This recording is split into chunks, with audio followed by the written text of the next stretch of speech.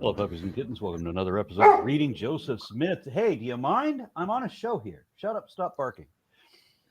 Anyway, the usual assemblage. And anybody have any opening announcements?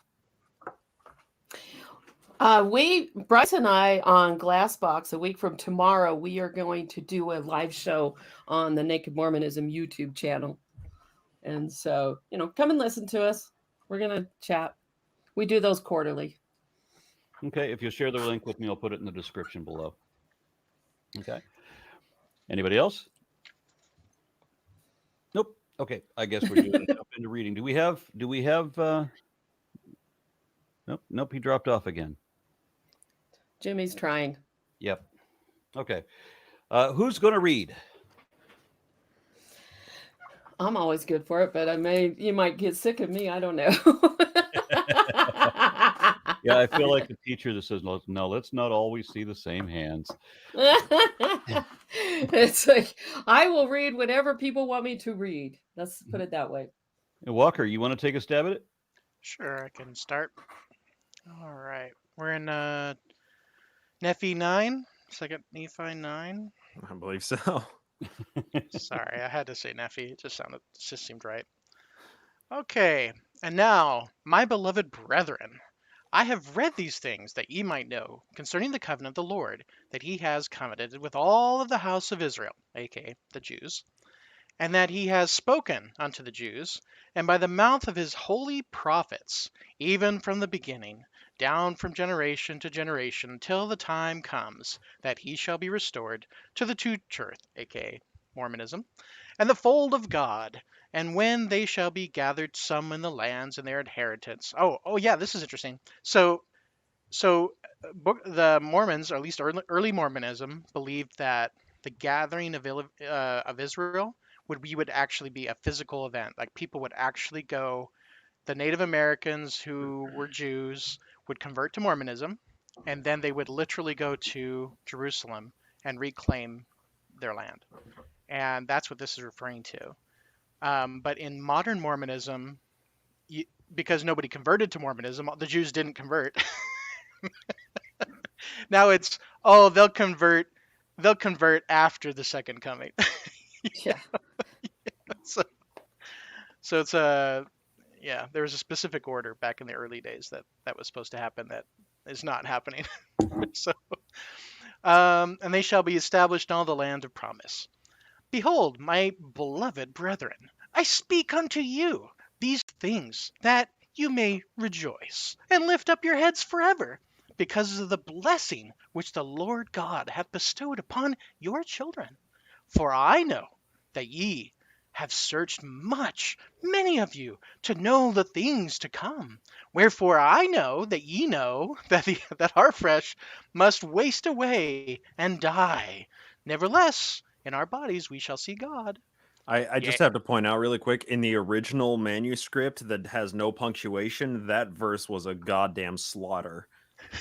Could you read it to us? Yeah, for I know that thou hast searched many of you to know of things to come. Wherefore I know that ye know that our flesh. It's just this. It's awful. I don't know why anyone. The printer reading this. The printer is the dude who actually put the punctuation in all of this. He must have been like, "What the hell fuck is he saying? I cannot figure this out." Hey, in my window, I only see Aaron and his snake. I don't see the preview of everything else. Which is a fine snake, so it's a beautiful snake. I had to refresh, Aaron. Can you make me full screen again? Oh, okay. Is that what happened? Yep. Because I'm still seeing the division the way it's supposed to be. Oddly enough. Okay. Okay, there you are. Just a second. There we go. Oh. Now I can see everybody. No different for the viewers, but for us, this is so much better. Yeah. All the viewers were like, what the fuck are you talking about? I can see everybody. Yeah. Sorry, everybody. Behind the scenes. Nice to be back, everyone. So there you go. Joseph. We're happy to have you back, Joseph. I seem to still be only 6 frames per second. It's better than the 2. I tried to fix it. I don't know what's going on. Yea, I know not that you know that in the body he shall show himself unto those at Jerusalem For whence we came, for it is expedient that it should be among them, for it behooved the great Creator that he suffereth himself to become subject unto all men in the flesh, and die for all men, that all men might become subject unto him. This is another weird thing, is that this is a very Trinitarian view, right? That everybody's saved, right? That doesn't matter your works, or it doesn't matter some of that argument. So this is very Trinitarian, and it's all men are saved and unconditionally kind of saved. It's I think also that's kind of a a- morose that's a- view. I mean, he's just like a ray of fucking sunshine.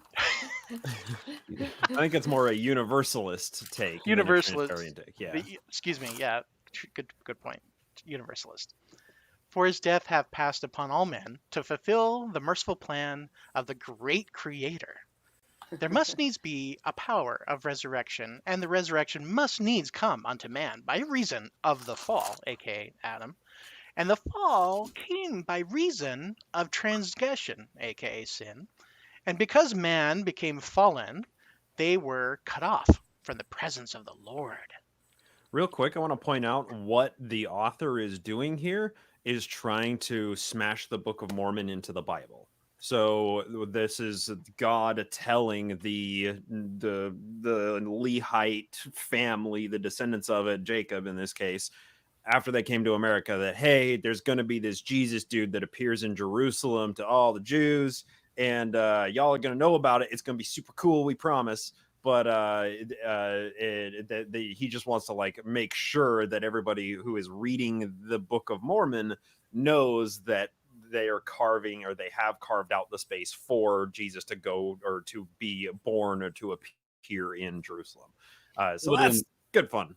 Somebody in the comments just said, did he just say must needs come? Yes. I can just imagine using that line in the bedroom. I mean, to each their own, right? Must needs come. The sacrifice I make for my, for my people. Yes. I swear that sounded so wrong on so many levels. Yes, it did. I preferred the verses that sounded like an episode of Gossip Girl. And me said, and she said, that ye said, that me said, that ye said, she said, he said. I gotta Okay. remember that. Yep. Continue, please. Wherefore, it must needs be an infinite atonement. This is why it's Unitarian, right? The universalism, excuse me.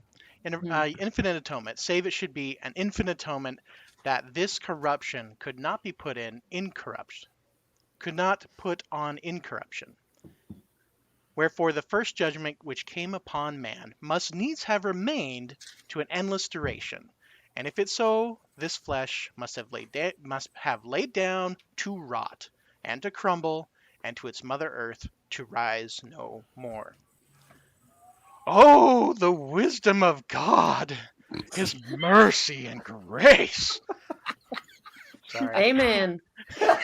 For behold, if the flesh should rise no more, our spirit must become subject to the angel who fell from before the presence of the eternal God and became the devil to rise no more. Somehow you went from super sarcastic to Muppet. There was a slight bit of Gollum in there too, just a little bit. All while the style of writing is very like conventional, over energetic pastor. I feel like this would have been great in the Reverend Lovejoy voice. Oh, the wisdom of God, his mercy and grace.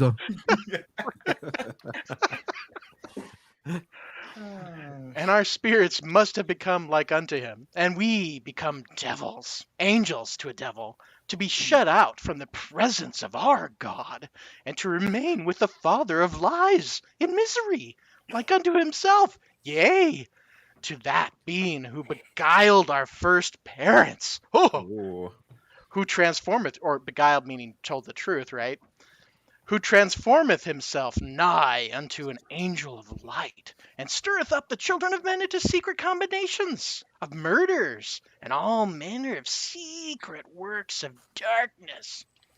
And this is also the Book of Mormon planting its flag on a Christian controversy, whether or not the serpent is actually Satan. Book of Mormon says, Right. yes, the devil beguiled Eve, Satan. beguiled Adam, Yeah. whatever the case is. The devil did take the form of a serpent, and then apparently after doing his dastardly deed, took the form of an angel of light, and then fucked off, I guess. We don't know more Yeah. about that. Sounds the more Mormon- like our favorite. Oh, sorry. It's all right. Go ahead and finish. And then I'll say. Sounds like our favorite genie in disguise is just projecting onto others again. Yeah. Mhm. The Mormon temple ceremony, it's outright Satan in it.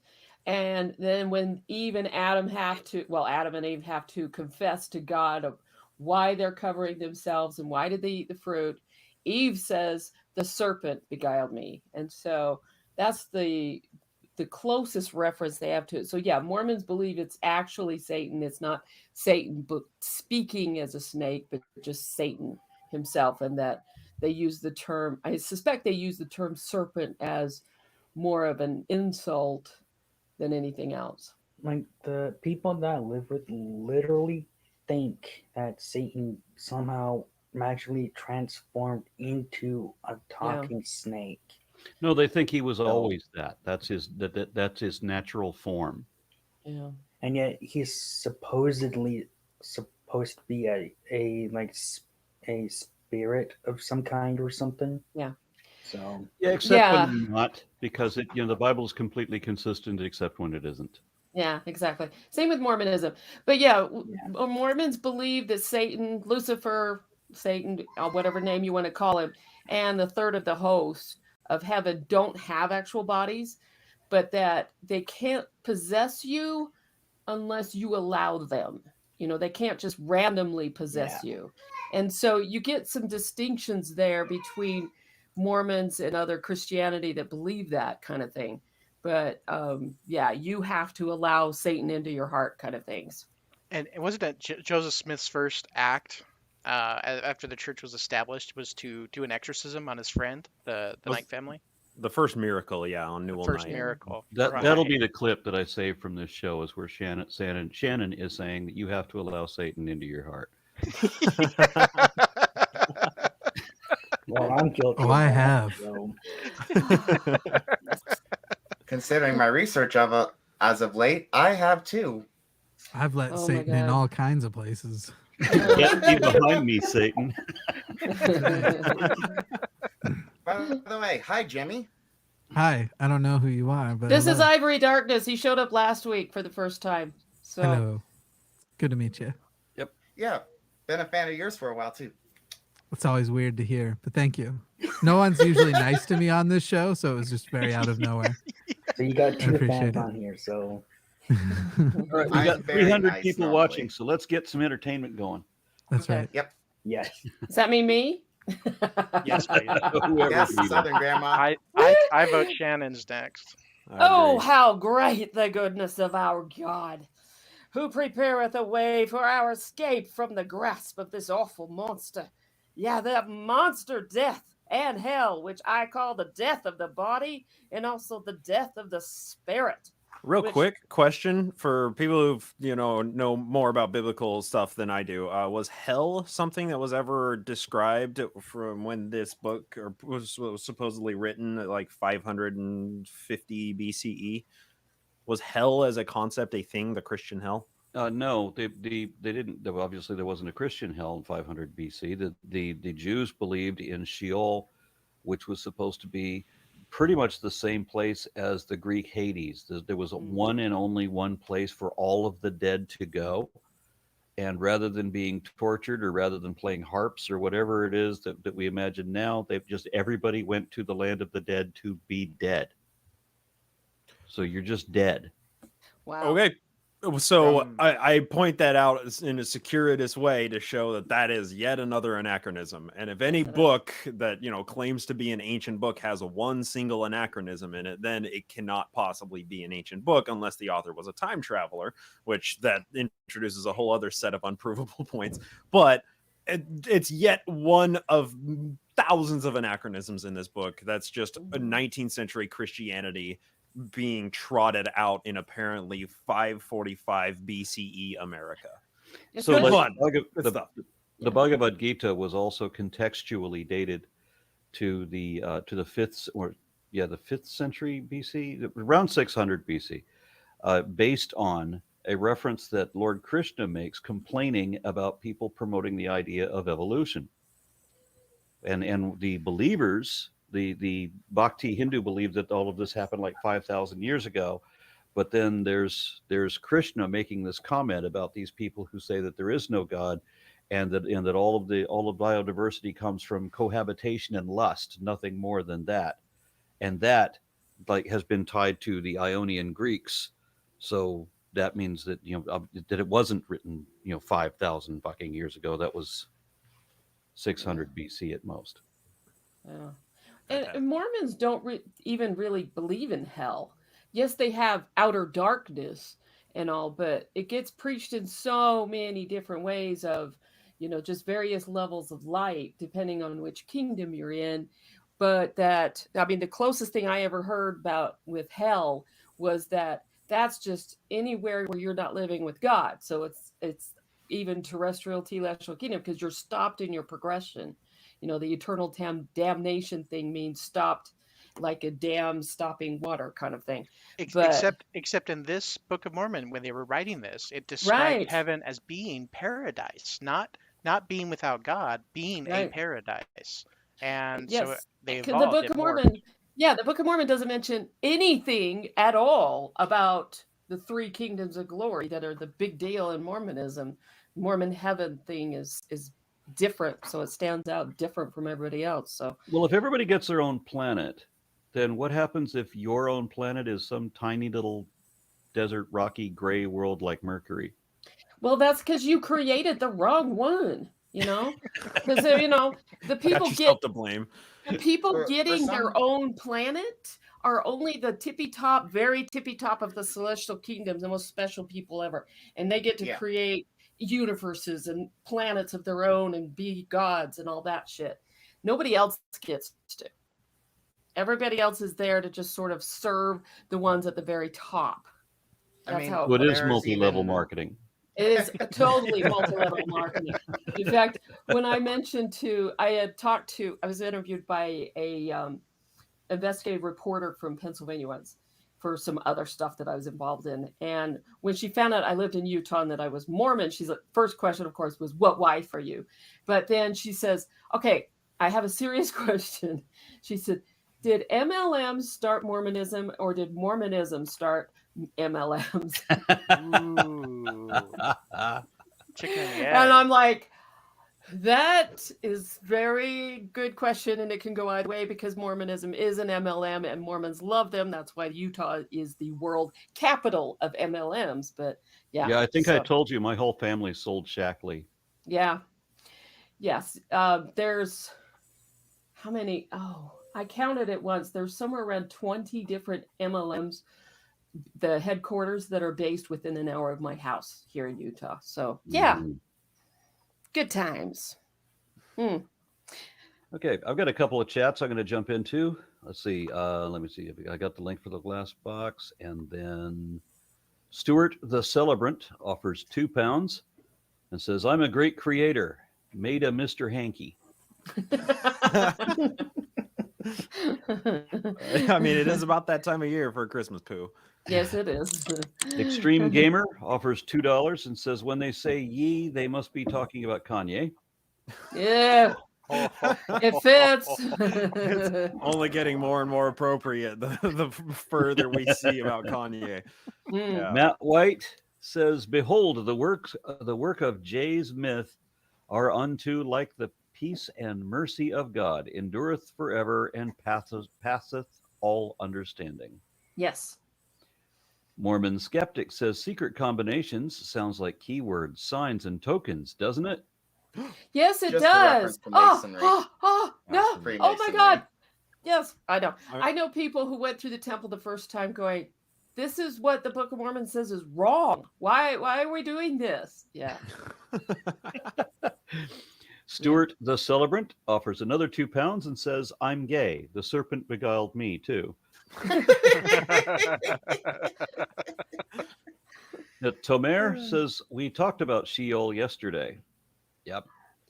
And then I'll go back and Mark watch. Smith offers $5. It says, Christian hell was stolen from the Norse hell, if I remember correctly, but I'm open to correction if I'm wrong.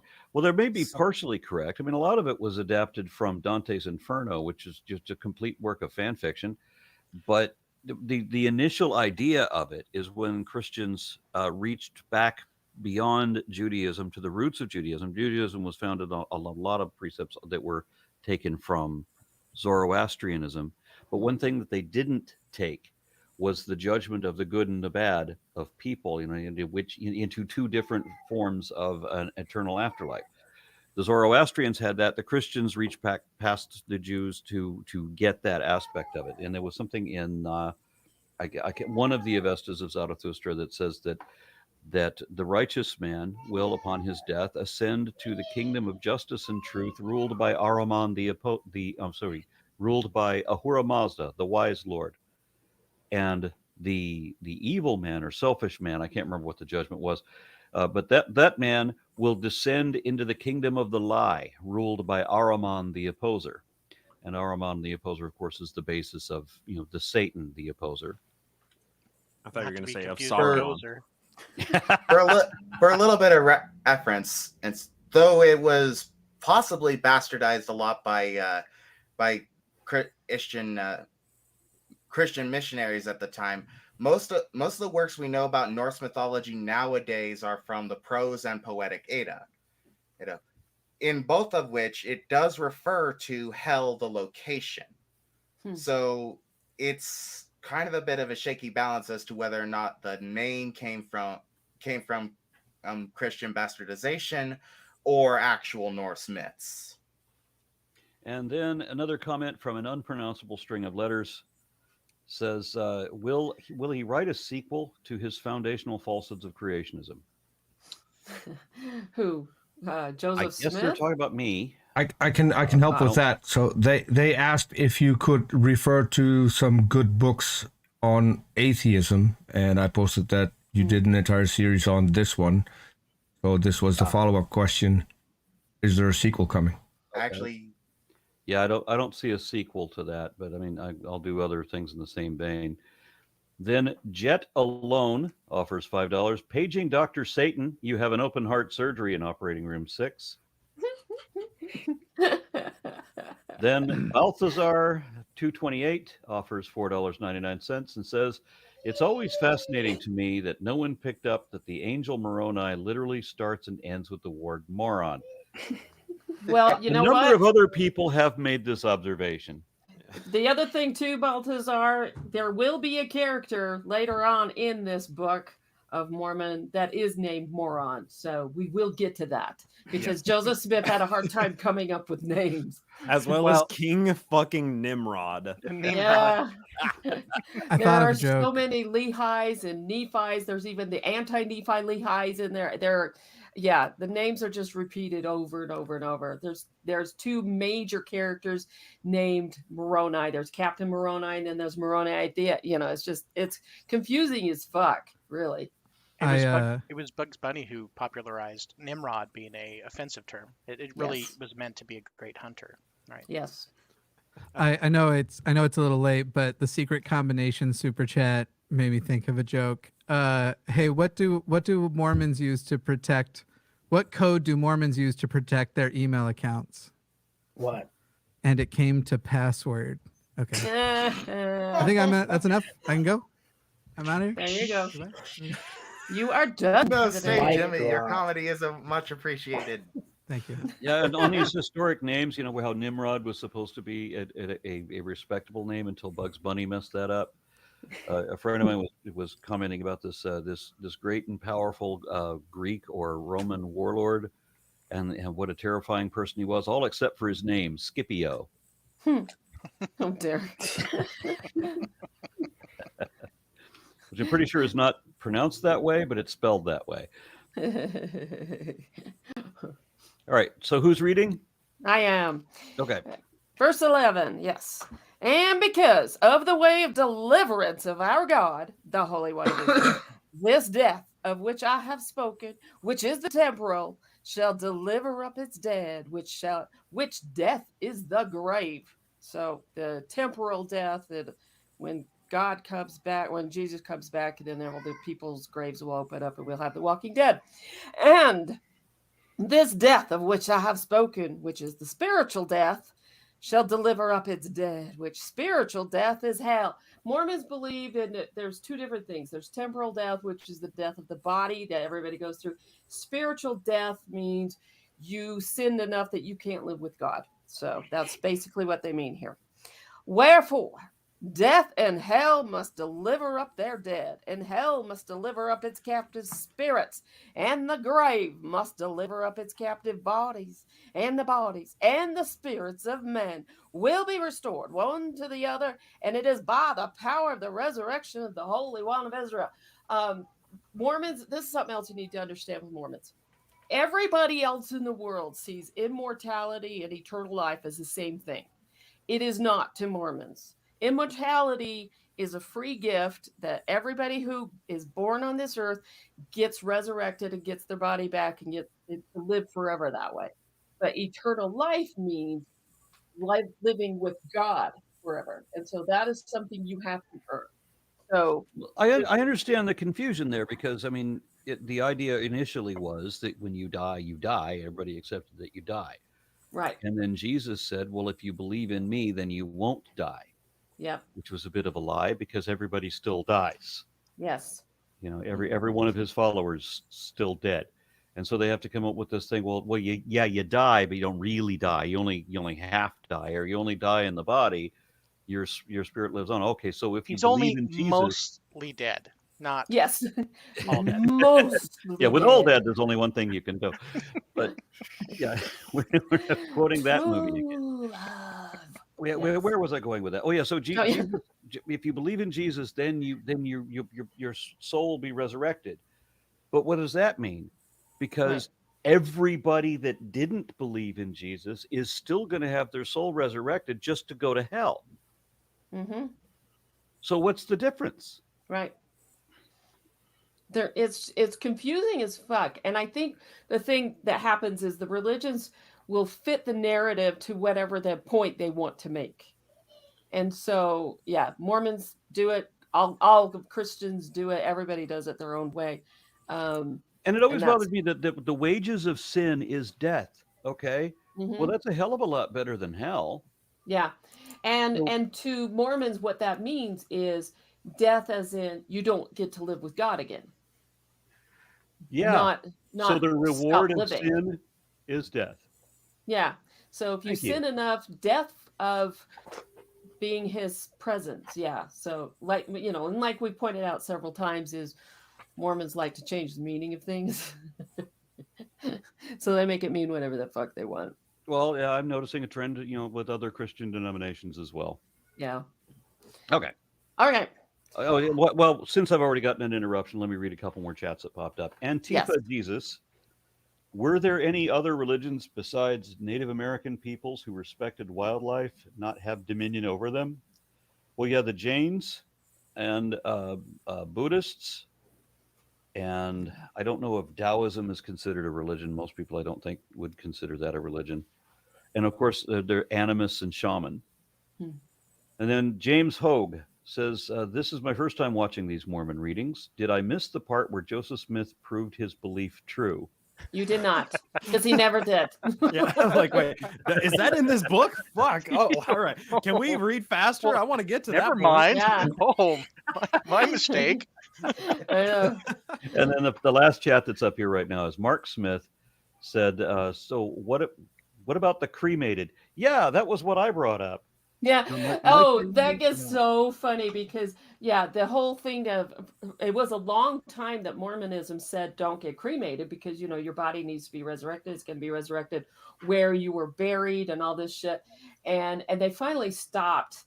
I think there's a few countries that don't allow the body burials. They require cremation and stuff like that. And so they had to stop saying that. But they still joke around about it where I mean, just recently in the last something like 7 years ago, I was listening to a woman in the ward I was in. She was talking about how, a family member had been cremated. The ashes were given to 3 separate families that lived in 3 separate areas of the United States. And she was just laughing about what the resurrection was going to be like, to see all these body parts coming together from all of these different places. Anybody seen my ass? Somebody help me find my ass. I was like, from the perspective I was taught, the idea is that God is powerful enough to just snap his fingers and have everybody who was ever cremated just be reintegrated in the last days. Oh, it's worse than that. It's worse than that. In Mormonism, they say that every atom will come back to you, but the apple that we eat was another person's atom, right? Like we recycled atoms for thousands and millions of years, so billions of atoms. It doesn't make any sense to resurrect everything that you once were, because that's shared with everybody else. Yes, for sure. And the other funny thing is when you think about everybody getting resurrected, there's been 117 billion people who have lived since humans started, approximately. So if they all get resurrected at the same time, and they're all trying to survive on this earth in resurrected bodies, where the fuck are they going to fit them all? Seriously, where? You can't fit that many people standing vertically on the planet. No. Frankly, that is not the craziest idea I've heard in regards to the last days. Yeah. And I don't know if anybody saw the show yesterday when we were doing the Bible reading, but I mentioned this yesterday also. My mother telling me when I was about 8 or so that you can't be cremated because your body has to be able to be resurrected. A physical body has to be resurrected in our last days, right? So that's why we can't be cremated. And I said, well, what about the people? This is what I've said as an 8-year-old responding to her. What about the people who were died by being eaten by sharks? Right. Exactly. Or people who were burned to death just died that way, or people lost in wars, or who were where their ship was blown up in World War II or something like that. Gene Roddenberry's going to be in space for a really long time. Okay. Oh my God! So yes. All these people that are in this condition, like waiting in line in an afterlife, and then one of them steals the ticket from another one so they can be moved up ahead in line, and then the other one sprinkles some dust on his head so that it shrinks. Yes. And another one goes and moves up ahead because her husband forgot what name she was called by, because temple thing. Yeah. So he called the wrong name. Sorry, Alzheimer's, can't remember. Yep, somebody has a baby. Hello, Ivory's baby. Very good. That's a nice wave. Okay. Excellent. Right. So White Salamander offers $5 again and says, you guys should promise never to reveal the name Nimrod again. You bow your heads and say yes. I hate to tell you this, White Salamander, but I'm pretty damn sure that is one of the names used in the temple for some of the men. Wascally wabbits. Yeah. Oh my God, how much would that suck to have your temple name be Nimrod? I think the only thing worse is to be assigned one of Joseph Smith's multiple wives, as your name is on the women's side. Yeah. That's fair. Yes. Then the celebrant offers £5 and says, but I don't want this body back. It's a bit knackered. I'd rather be with Jimmy and Hitch in hell. Much more fun. By the way, hi from the UK. Hey. And the other thing Mormons believe with that is that when you are resurrected, because your spirit is in the form of your body when you were in, your prime of life. So like around 30, 35-ish, something like that. So they believe that when you get resurrected, that's the body you get back, not the body you died in, unless you were a child who died before the age of 8. Then you come back in that form and you're raised in the millennium, and then you get to be an adult then, and then you get done twinkle whatever. That's according to modern Mormon theology. According to the King Follett Discourse, when a baby dies before they are baptized, before they reach the age of reason, they just ascend to godhood as a baby. He says they'll be as infants on thrones. Yeah, that's true. So that's Mormon heaven, is a whole bunch of babies sitting And they are the freaking planet. gods creating other planets. Yeah. That's right. Explains a Then- lot. Matt it White does. puts up another comment, says, quite interesting. The first legal cremation in England was for a man named Jesus Christ. His father was trolling the local preacher. Then Stuart the Celebrant also added another thing that wasn't a selected comment, but I wanted to make mention of it. It says that I work with the deceased. Oh, now where did the comment go? The Oh, whole I thing- see it. I worked with the deceased. They're not coming back. Or if they are, oops, it went up. So people are coming. Or if they are, I don't want to be there. It's scary stuff. As I was gonna say something before, or it's basically how Mormons view it is very similar, and this is Rich coming from a Mormon author, or how Stephanie Meyer put the vampires, like Yeah. just automated perfection and everything. You don't have the Anne Curses of Rice the did body. it first. White. Anne Rice did it first. And so, and but yeah. And this little darling here, her pseudonym for now is Little Babylon. Oh my goodness. There you go. She started crying, so I had to grab her and take care of her. Yeah. I will note that when she started crying, it was coming through on the mic at the same time that Aaron was talking about these various religious cults contemporary with early Christian sects, and is like, wow, My bad. this feels like Sacrament meeting, Yes, only it it's did. actually interesting. I need to see That's my bad. Cheerios. I'll make sure that when I'm not No, talking, no I have my worries at mic all. muted. For those who Where's don't know the- what sacrament meeting is, it's kind of like the Catholics' communion. Yeah. Yeah. Well, more than that, it's the meeting, the church congregation meeting, and other churches. The minister will speak and stuff, but Mormons have it where the bishop, who's the head of the congregation, assigns speakers but they do communion every week rather than not like once a month or whatever. Other churches will do it on special Sundays, but the Mormons do it every week. The bread and the wine, except it's water in Mormonism, Yeah, that kind they of don't thing. drink wine. We have another comment from an unpronounceable string of letters that says, lastly, I wanted to thank R.N. Raw personally for all the time and effort he put into his books and teaching all of us viewers about science, biology, atheism, and combating religion. You're here. Thank you sincerely for that. Yes. And then Extreme Gamer comments, could you imagine the smell during the resurrections? Oh my God. I really want to know if during the resurrection somebody's going to be wandering around with a baseball bat covered in barbed wire. I just want to know. Me, this guy right here. This guy. It's a Walking Dead reference. Jesus. I got it. It was good. Thank you. All right. Sorry, Okay. I watched Onwards. the first episode, and that was it for me. I haven't watched any of them, but I do know about the baseball bat. Okay. All right, here we go. Oh, how great the plan of God. For on the other hand, the paradise of God must deliver up the spirits of the righteous, and the grave deliver up the body of the righteous, and the spirit and the body is restored to itself again.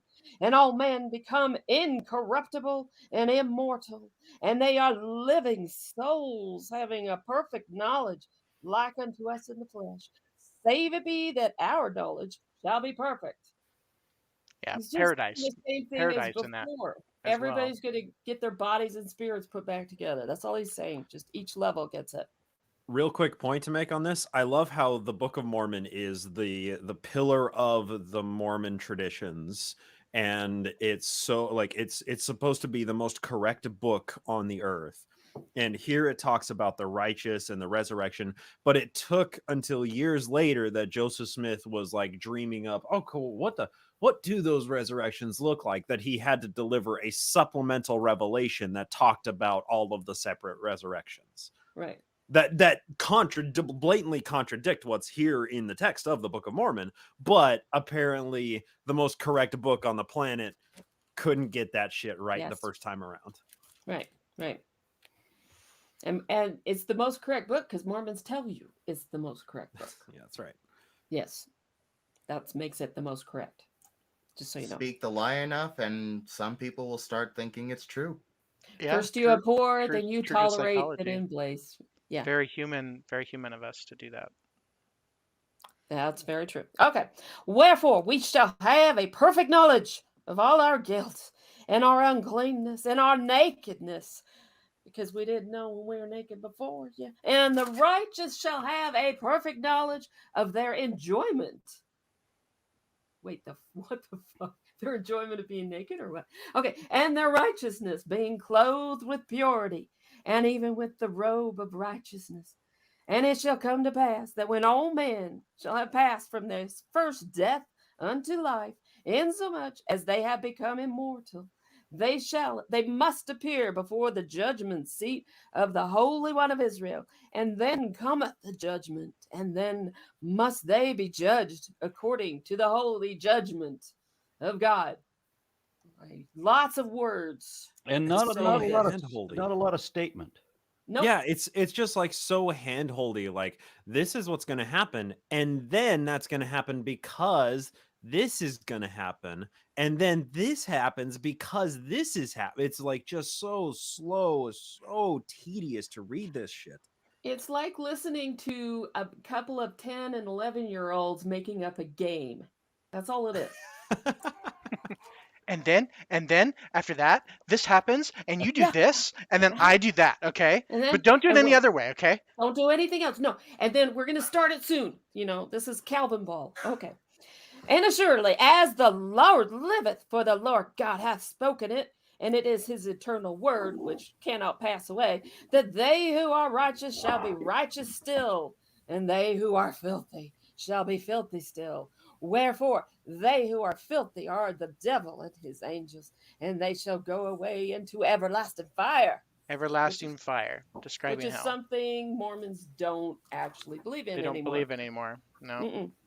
Prepared for them, and their torment is as a lake of fire and brimstone, whose flame ascendeth up forever and ever, and has no end, because that's what forever and ever means. Okay, so help me out with this. What it was a fortunate thing that in my upbringing I didn't hear a lot of messages about hell. Right. I think that's interesting because like the evangelicals, I mean the Protestants in general, that's like the only thing they ever talk about. Mm-hmm. But my family never brought that up. That was just not a thing. It's an evolution, right? It started fire and brimstone, everlasting fire, eternal hell, just like you would see in any other Christian sect. And then it evolved later, like 4 or 5 years after this is written down. He comes up with new ideas and new scripture, and Abraham changes everything up and says, "Oh no, never mind. We get planets now." And hell is not actually fire and brimstone; it's outer darkness. Yeah. Okay, so kind of like when the Pope decides that purgatory never existed. Right. Yeah. Exactly. And Okay. and But Mormons it's in the doctrine. Sorry, what? It's in the book. Yes. Oh yeah. Well, yeah. You assume somebody's reading the book. Yeah. See, they just had 3 verses or 3 chapters of Isaiah, so everybody quit. Yeah. But yeah, they don't understand what the fuck is going on in their own book. I mean, we recently did an episode of Glassbox about the Book of Mormon versus the LDS Church, comparing the actual the beliefs that are stated in the Book of Mormon that we're reading right now compared to modern Mormon culture, theology, and the corporate structure of the church. And it turns out that the modern church is very much exactly what the Book of Mormon says is like the most evil thing that exists. So that's pretty exciting. Yeah. Okay, a couple more comments that have popped up. There's I'm going to attempt this pronunciation. Loulabelar or Loulabelar. Belayar? I'm going to buy that the best I can do. And that was awful. I would also like to thank Aaron for being the final nail in the coffin for my faith. Thank you very much for that. Appreciate the compliment. Appreciate the comment. Jet Alone often offers, why can I not speak now? Offers $5 and said, I send this $5 as a commission to have the next 3 verses read all together as a single run-on sentence. Like the last 3 verses were? To see if it improves the quality of the text. Well, Bryce, wasn't it already written that way? Yeah, I mean, the whole thing was written as just a huge block, no punctuation, no capitalized letters for sentence breaks. I mean, I can read it in the original text for the next 3 verses if y'all want. Yeah. Please. I'll even say ampersand instead of and appropriately to the handwritten text. Let's see. Are we on verse 16? Is that right? 17. Yeah. Oh, the Well, greatness and the justice of our God. Okay, that's right. Oh, the greatness, ampersand, the justice of our God, for he executeth all his words, and they have gone forth out of his mouth, and his law must be fulfilled. But behold, the righteous of the saints of the Holy One of Israel, they which have believed in the Holy One of Israel, they which have endured the crosses of the world, and despise the name of it, they shall inherit the kingdom of God, which was prepared from them from the foundation of the world, and their joy shall be full forever. Oh, the greatness of the mercy of our God, the Holy One of Israel, for he delivereth his saints from that awful monster, the devil, and death, and hell, and that lake of fire and brimstone, which is endless torment. Oh, how great the holiness of our God, for he knoweth all things, and there is not anything save it, he know it, and he cometh unto the world that he may save all men, if they will hearken unto his voice. For behold, he suffereth the pains of all men, yea, the pains of every living creature. It's spelled creature, both men and women and children which belong to the family of Adam, and he suffereth this. That's how this book was written. That's fucking and I even said and instead of ampersand every time it has and. That sounded like a 10-year-old after 2 cappuccinos. And this is what people sound like at church reading the fucking thing. That's the other thing. That's exactly what Mormons will sound like when they're called on in Sunday school to read a verse. Yeah. Unless they're me, then I made it sound poetic, so it wasn't. All right, I got a couple more comments. Jet alone. I've read that one. Yeah, that's the same one duplicated. Never mind. All right, let's continue. All right. Is it who's doing it? I mean, I just did like 9 verses. Somebody else and it actually went really well because it's a lot easier to follow if it was great big. Because there's fucking nothing to talk about in this. This is all nothing. Crap, right? This is just fodder. It is. It's praising God for all of those things he's just said, and then he's going to say them again so he can praise God again. That's all it is. Boring. Yeah. How do people read this and believe it? I mean, are you already predetermined to believe this before you read it? Yeah, if you're raised Mormon, you are. You starting at like age 4, you go up on the stand in front of the whole congregation, and your mom or dad whispers into your ear, "I like to bear my testimony," and then you say it to the congregation, "I know the Book of Mormon is true," and you're saying this before you can even fucking read. Here, that Bryce, know this book is true. You and I, Bryce, you're the kid, I'm the mom. Ready? Yeah. Okay. Say, "I'd like to bear my testimony." I like to bear my testimony. No, you gotta say bury my damn it. Oh yeah, that's right. Yeah. Say it. I like to bury my testimony. I love my mom and dad. I love my hang on. Oh my God. I know the church is true. You forgot. Don't do that anymore. I know that Russell M. Nelson's the prophet. I know that Russell M. Nelson's the prophet. And I love my mom and dad. I love my mom and dad. I already said that. In the name of Jesus Christ. In the name of Jesus Christ, amen. And then I run off the stage as fast as I can. That's how every fast Sunday and once a year with the primary program. The primary program, the kids are given an assigned thing to read. Yeah. Even before people actually convert, though, like when they're going through the missionary lessons and shit, they're mostly hearing story versions and then maybe some select verses, but there's no requirement or even suggestion that you read the Book of Mormon before getting baptized. Right. They'll give you the verse about there is not. There's definitely not. They'll give you the verse about pray about if the Book of Mormon is true and look for a sign, but not actually reading the whole thing. You're just supposed to get the witness that the thing. I had a girlfriend go through the missionary lessons, and they showed her the Joseph Smith video. Oh, how lovely was the morning. Oh God. Which video? The Stuart Peterson or the more recent one? Probably the Peterson one, because this would have been back in like 2007. That's the more recent one then. And they and basically her 18th birthday was a week or so from then, and they asked if they could baptize her at the first lesson after she saw the video and the whole like the whole hypnosis of the music and the environment and everything, after she's feeling very, wow, that's very positive and all the stuff, plus wanting to impress me and wanting to be able to stay of my life. And, you know, with our 2 weeks of dating was already thinking about the names of our kids and shit. And so like, yeah, they just want the baptism as quick as possible. So the High closest pressure to like, sales. the closest to like, there's no people who are like, hey guys, let's make sure we get solid believing members. Let's make sure when they decide to get baptized, they've read and comprehended the Book of Mormon. Let's make sure like conversion to Judaism is at least hard. Yeah. In fact, Mormonism, they don't give a fuck. No, in fact, there's been serious problems in the past where general authorities have had to go in and fix it all, but where missionaries will be like, this is terrible, we're having a hard time getting converts. So they will play basketball games with kids every week. And then after the first time they come and the kids have a great time playing basketball with, you know, it's usually in these South American countries, you know, with these two white boys from the United States, they say, well, you have to get baptized if you want to keep playing with us.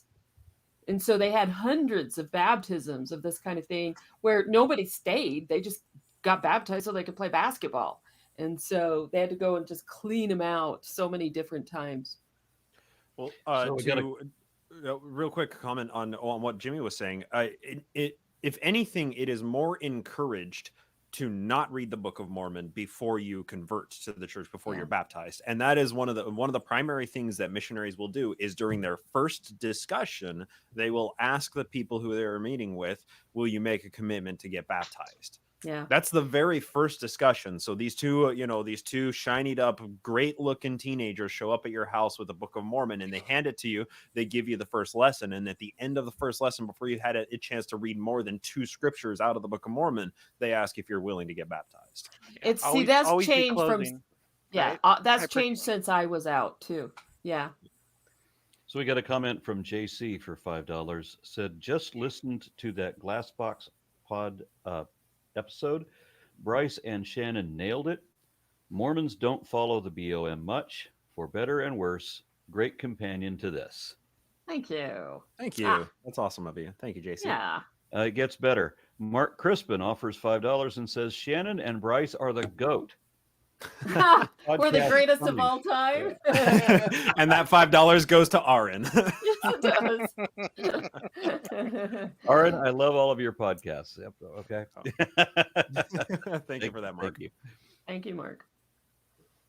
All right, read on, please. Jimmy, read What verse?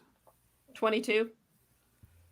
And he suffereth this, that the resurrection might pass upon all men, that all might stand before him at the great and judgment day. And he commandeth all men that they must repent and be baptized in his name, having perfect faith in the Holy One of Israel, or they cannot be saved in the kingdom. So even that, like having perfect faith, as though they give a fuck.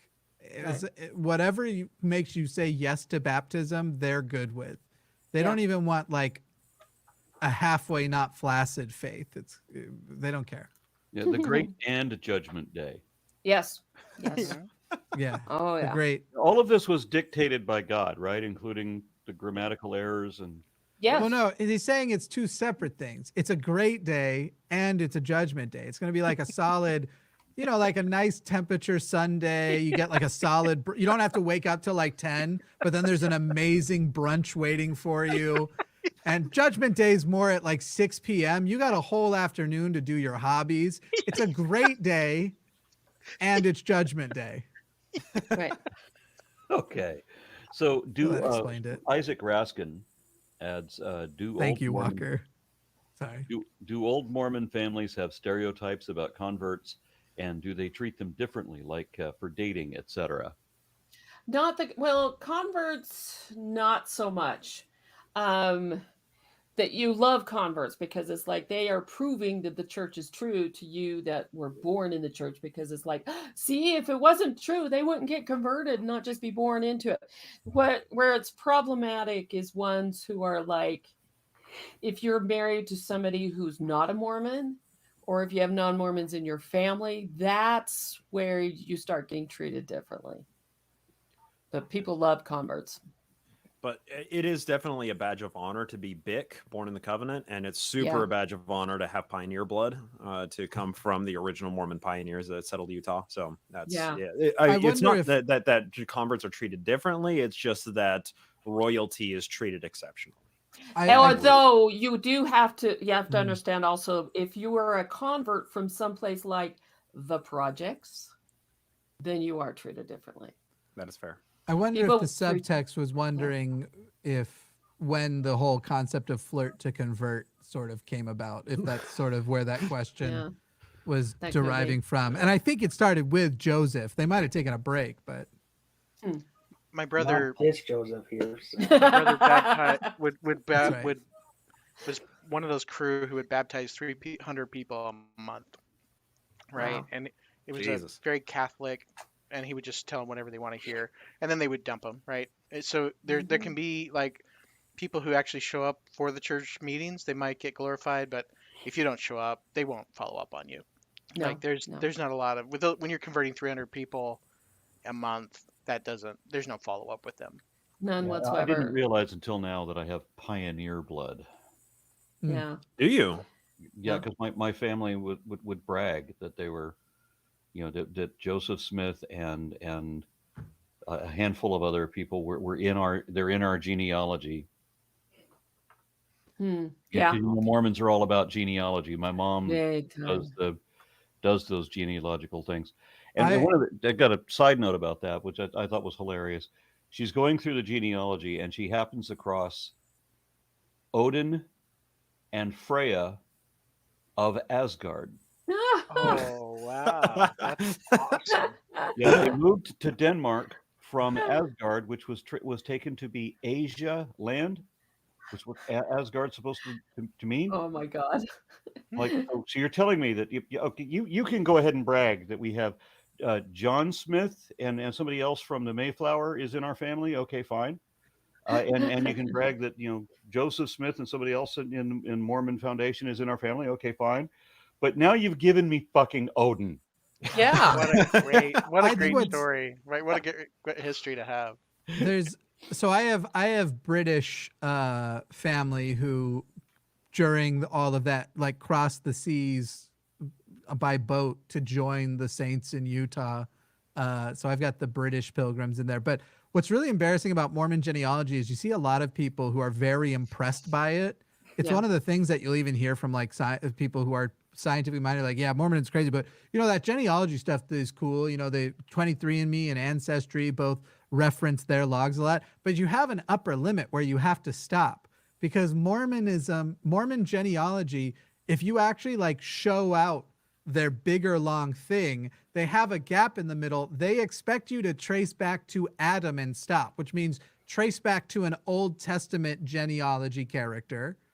And then just follow what the Old Testament says from there and fill it in. So all these people who are like anthropologically minded and who think that it's very impressive, I think that they haven't gone far enough along the tree to see how fucking embarrassing it is that these people at a certain point go, oh, thank goodness, I got all the way back to Ephraim of this time, and now the rest of the work's done, and I'm linked all the way to Adam. Hey, what's this Lucy character in the middle of my genealogy? I don't understand. Yeah, who's that person? Really quick? Fucking nuts. Like, I do genealogy, like legitimate genealogy.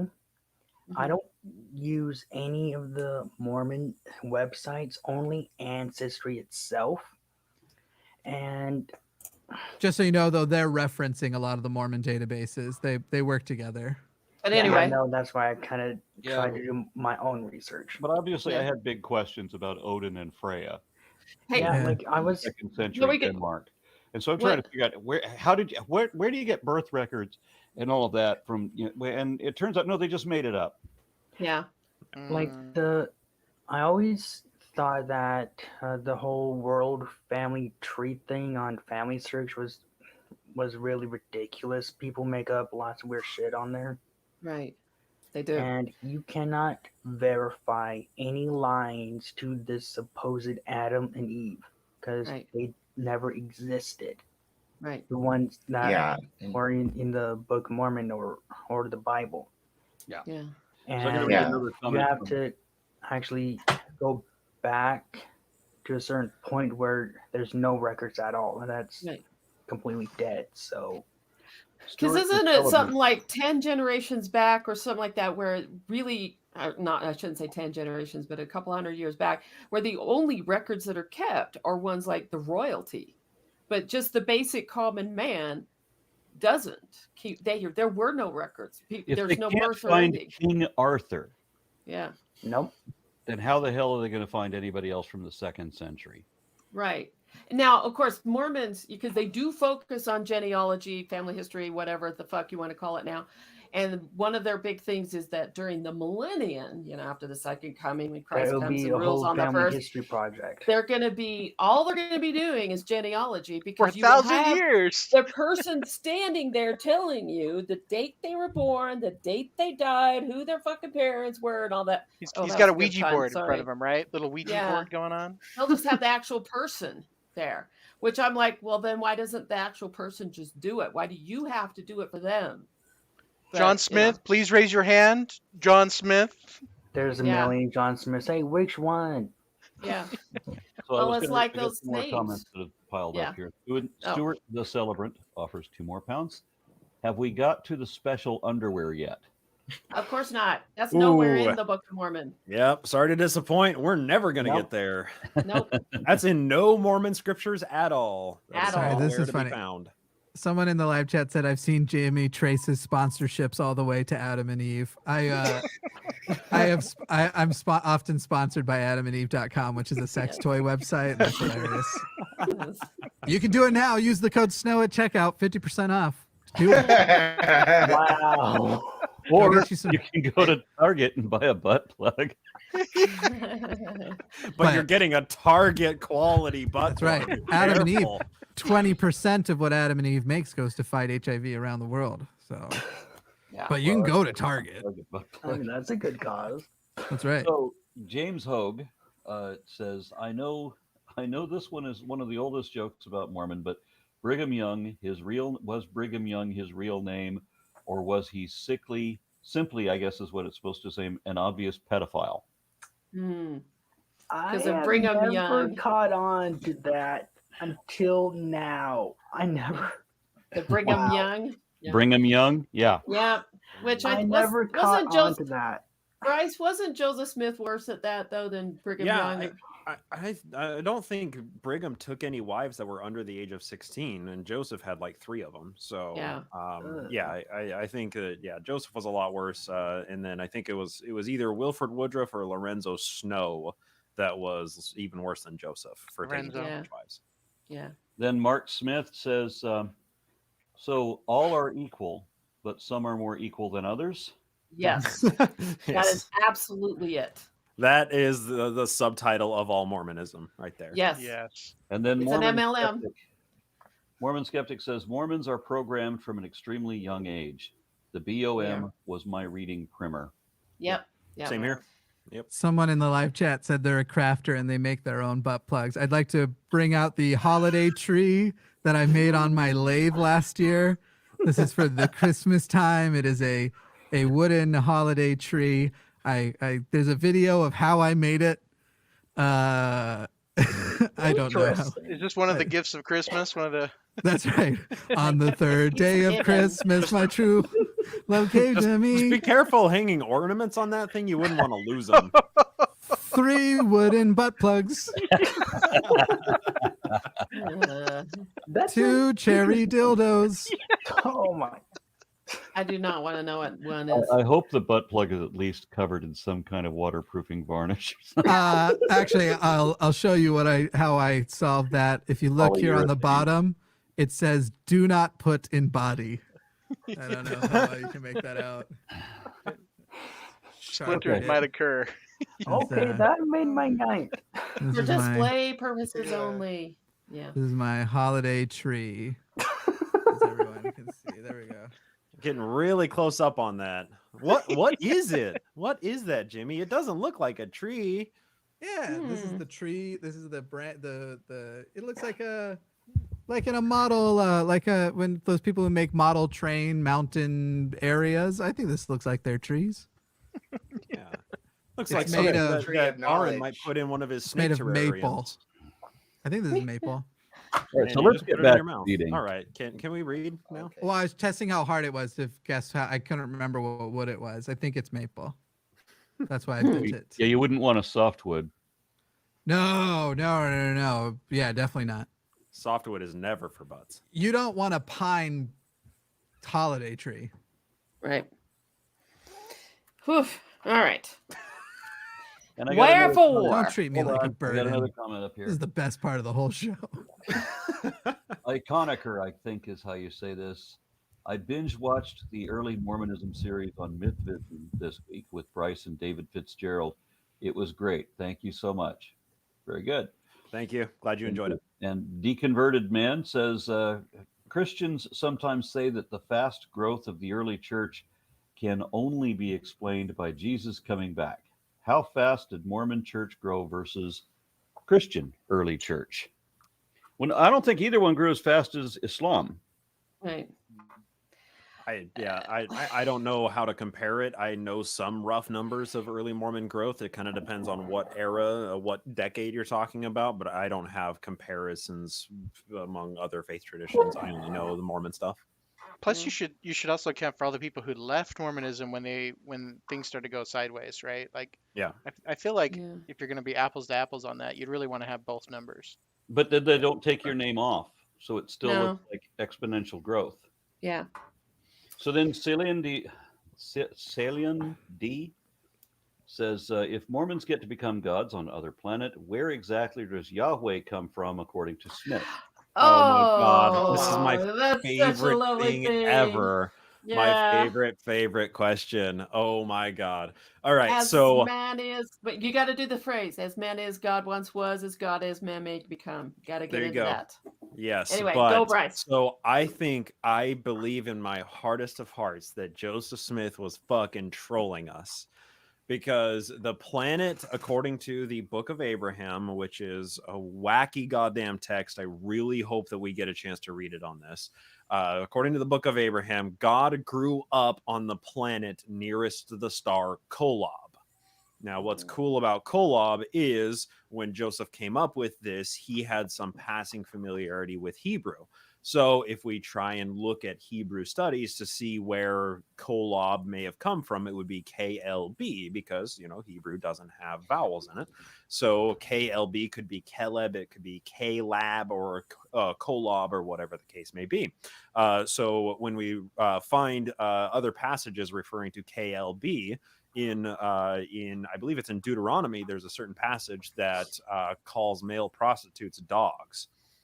And the dog is what is used as KLB. It is what is referred to derogatorily as the male prostitutes. So what that eventually amounts to is it looks a lot like Joseph said that God came from the planet nearest the star, male sex worker, male prostitute.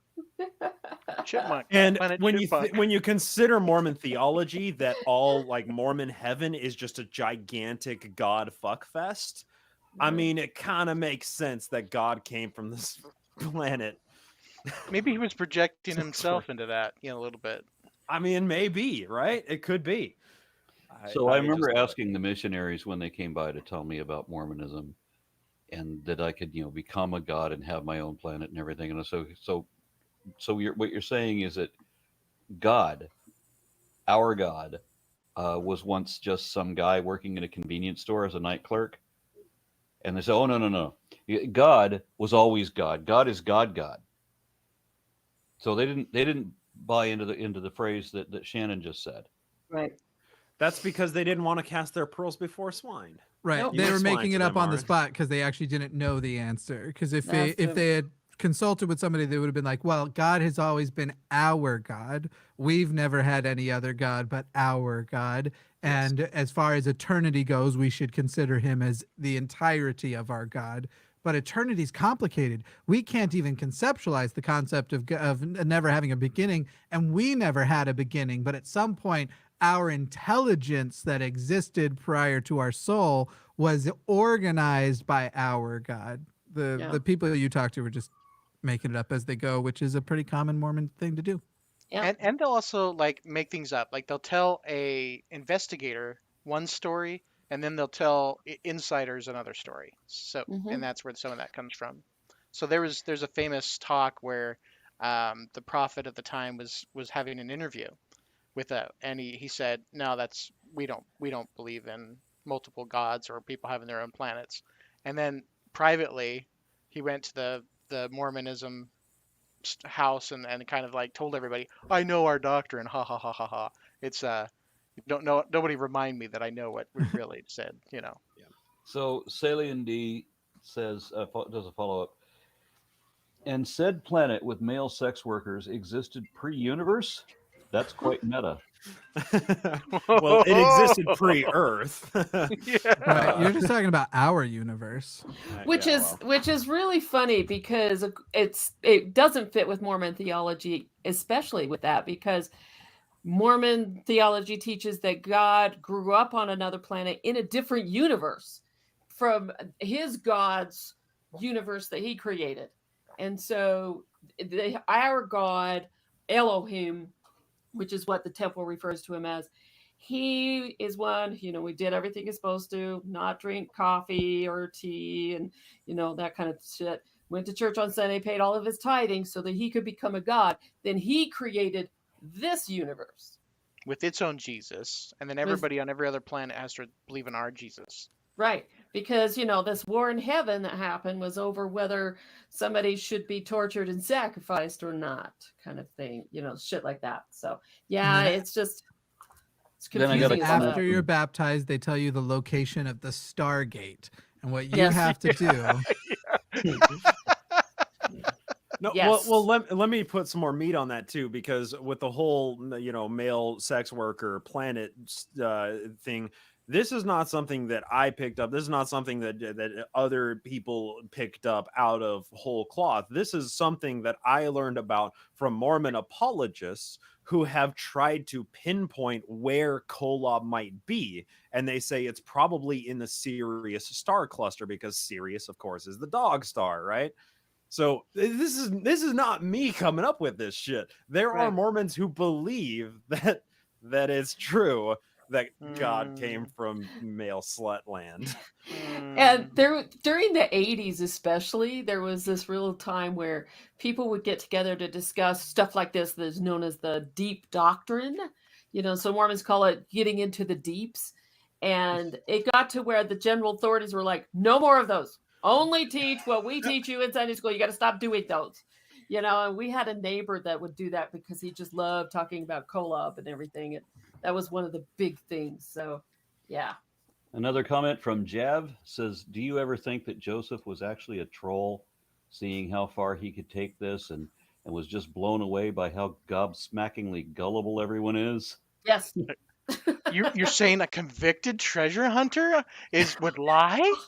Oh my God. What? Oh. I mean, there's an account of somebody who was helping him move back and forth from New York to Pennsylvania when he was writing the Book of Mormon.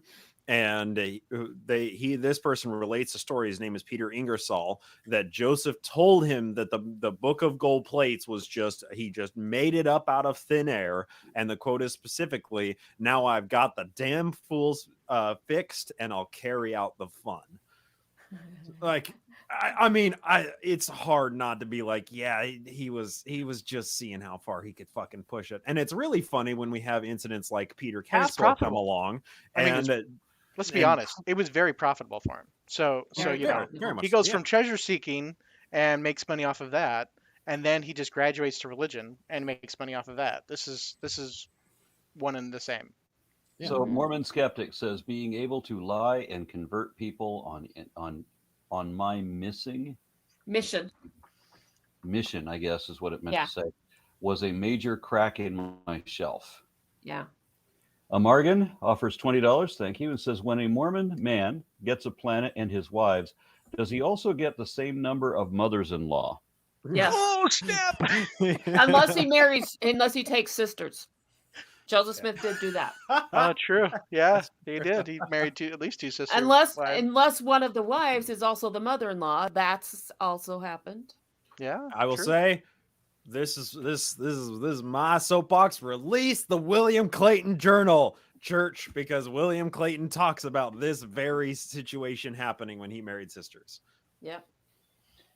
Celine D. So we just get to be mini gods in this universe and not get a full universe in the Mormon verse? Oh, no. You create your own universe. Create your own. No, not your own universe. Like we all exist in this universe that is like the rules of it are dictated by the Council of Gods. And when you ascend to godhood, you just join the Council of Gods. Let me just Elohim, the Council of Gods. Can't we just everybody have their own galaxy? Well, yeah. I mean, if you level up enough, for sure. Yeah, if you get all the way to exaltation. For 10% of your easy income, you've guaranteed. But if you give more, you make exaltation. Yeah, that's right. You get 2 galaxies. This was actually my very first doubt that I ever had, and that was at the age of 10, because I'd learned about the universe. I've been learning about astronomy and all that shit in science, and learned that the universe has no beginning and no end and everything. But I'd been taught in church that God created the universe, and that other gods have their own universes. And so I went to my dad and I was like, so Dad, if God created the universe, what did he put it in? And he looked at me, he's like, what? And I says, it's the universe is endless and it doesn't have a beginning or end or any of that stuff. There's no boundaries. What if he created it, he had to put it in something. What did he put it in? And there was no answer. He just looked at me for a minute and he says, does this matter to your salvation? And I said, no. And he says, then when you die, you can ask God. Put it on your head. They have no answer to that, because that is what they teach, is that when you become a god, you create your entire universe that you're in charge of. But there's when you die, you can ask God. Now go pay your tithing. Yes, real quick, I got to go. My kids are starting to get a bit rowdy, and I need to take care of them. I will be paying attention. Good having you on. Good to meet you. So Shattered Stars. Good to meet you. Post a comment. Black holes. That's all part of it. Shattered Stars, black holes. Says Somebody sneezed, man. It was a sneeze. Yeah. It happens every once in a while. Yeah. Oh shit! It's Blake Blankenagel. God Awful Movies reference for Bryce. Speaking of, Aaron, will you ever be on God Awful Movies podcast? I don't know anything about God Awful Movies. I haven't heard that name in years. The Scathing Atheist crew, they had a God Awful Movies where they watched shitty Christian movies and just shred them. Yeah, but like space. They still do that? Yeah. Oh yeah. Oh, it's still going. They haven't stopped. Cool. All right. So Jav offers $10 and said, what would your planet be like, Aaron? I'm picturing an endless metal concert with endless craft beer and barbecue. Oh, can I come? Can I come, please? Please let me on your planet, Aaron. I want to join too. I mean, Mormons think that a solid diamond planet would be enjoyable to inhabit. So yeah, my grandmother had this conversation with me when I was a little kid. When she told me that the streets are made of gold and we all have mansions. And my first thought is, why would you need shelter in heaven?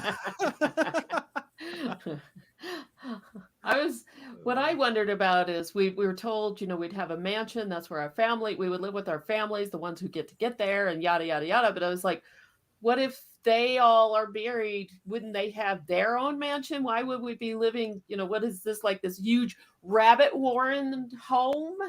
Is that what it is? Yeah. Yeah. So the kids that died before they were grown up, they're stuck at home with their parents forever. Oh my God. Yeah. Yeah. So in Interview with a Vampire, you had the little girl who was immortal. Yeah. And she's frustrated because she wants to grow up. Yep. But in certain religions, they don't allow that. No. Okay, so the next one. Hey, Jimmy. This is from Ivory Darkness. Hey, Jimmy, your tree is a tree of knowledge. Once you use it, you will gain some knowledge. Both.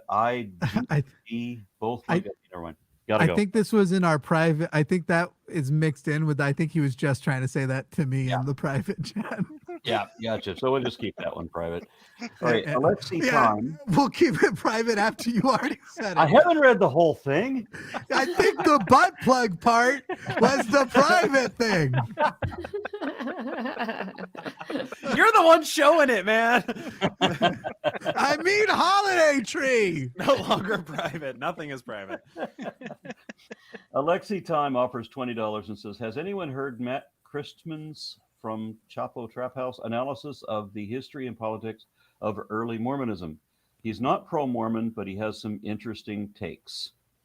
I have not heard of that. I would love a link. Please get in touch with me, nakedmormonism@gmail.com. I'd like to investigate that. Thank you. Yeah, that sounds like fun. Okay, let's read. Where are we?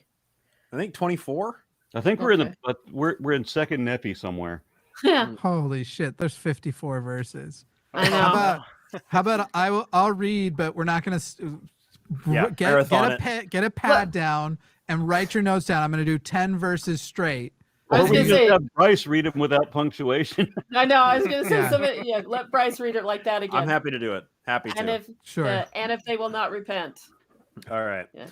And if they will not repent and believe in his name and be baptized in his name and endure to the end, they must be damned. For the Lord of God, the Holy One of Israel, has spoken it. Wherefore he hath given a law, and where there is no law given, there is no punishment. And where there is no punishment, there is no condemnation. And where there is no condemnation, the mercies of the Holy One of Israel have claim upon them because of the atonement. For they are delivered by the power of him. For the atonement satisfieth the demands of his justice upon all those who hath not the law given to them, that they are all delivered from that awful monster, death and hell and the devil and the lake of fire and brimstone, which is endless torment, and they are restored to that God who gave them breath, who is the Holy One of Israel. But woe unto them, hath the law given yea?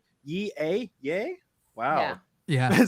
There it actually says ye, and then it goes to the next line and has so it actually says ye according to the previous comment. All right, sorry.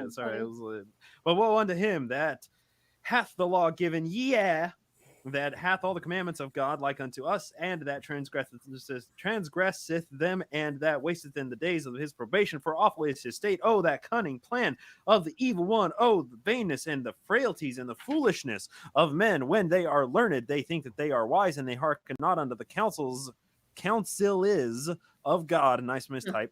I guess we probably should stop here though, because this one's like famous. This is huge. This is a big. All right, you know what? That's I can't do with it. The so many verses like that anymore. Yeah. Mormons love that phrase. When they are learned, they think they are wise, and that gets thrown at you once you start questioning. They will throw that right at you. Not even just when it starts questioning. When they are objectively losing what they what they agreed to. I mean, they consented by their participation in an intellectual debate as you bring up this issue and this issue. I was thinking earlier when we were talking about the multiple gods, my dad heard about the multiverse and he's like, well, I assume you heard the news. Mormons are right. Because, multiple universes. They're like, do you understand that one of the concepts of the multiverse is that basically every physical reality would be represented in some universe, which means you exist an infinite number of times in an infinite number of universes. And in some of them, you're a male prostitute. And in some of them, you're doing this. You're definitely gay. You're definitely like listing off all of these. Like, this is one of those concepts of what may be that multiverse. And I'm like, and you think that proves it? He goes, yeah, that wouldn't change anything for me. Like, even that level of you arbitrarily only exist in this form because this is could be the universe where physics lined up for you to be this version of you, and one molecule is different in the next universe over and one over and for infinity. And he's like, yep, that's so consistent with my beliefs. That wouldn't bother me if that turns out to be true. But then when you keep going for a while and you keep like asking them and almost interrogating them and pointing out the inconsistency,